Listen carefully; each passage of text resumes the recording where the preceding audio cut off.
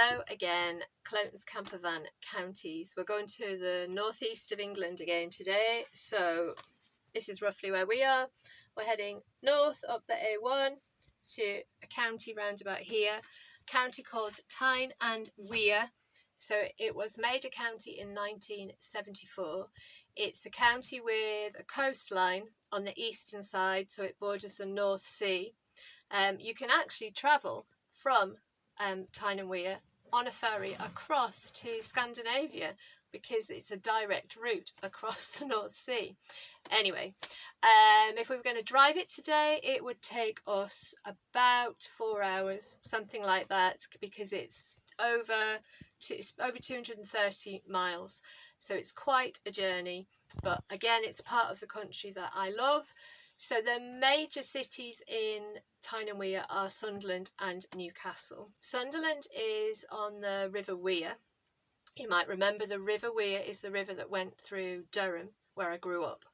And just past Sunderland, the River Weir goes out into the sea. And there's a huge bridge there called the Wearmouth Bridge, because the mouth of the river is where it goes out to sea. So Wearmouth goes out to sea. In Newcastle, you have the River Tyne. So Newcastle upon Tyne is its full name. It sits on the River Tyne. Some beautiful bridges across the river in Newcastle. And the Tyne Bridge looks quite similar to the Weir Bridge, actually, the Wearmouth Bridge.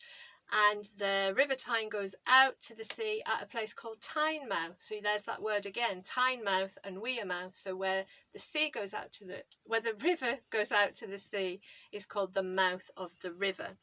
Sunderland's a very special place to me because it's where my mum and dad obviously met, got married, and then I was born there. But Newcastle equally has very fond memories for me. I remember going when I was much younger.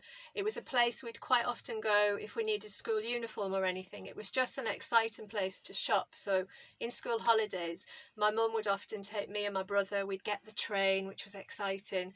And as you come into Newcastle on the train, the railway bridge goes across the Tyne and you get a view of the whole city.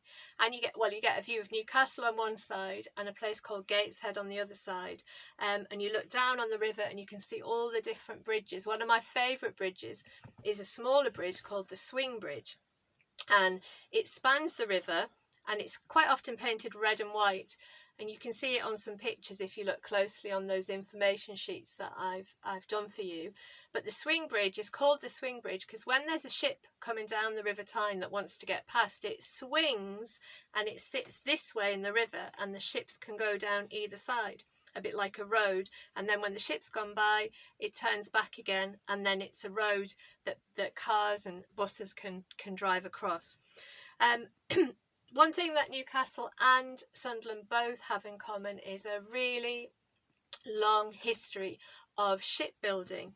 Because they were cities on the river, the river is deep enough there for them to build really big ships or for ships to come in from the sea and get repaired.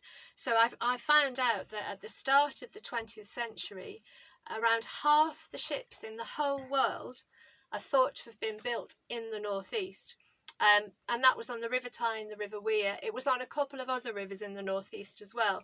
But that's a phenomenal amount. If you think of the size of a ship, and half of the ships in the world were thought to have been built in the northeast.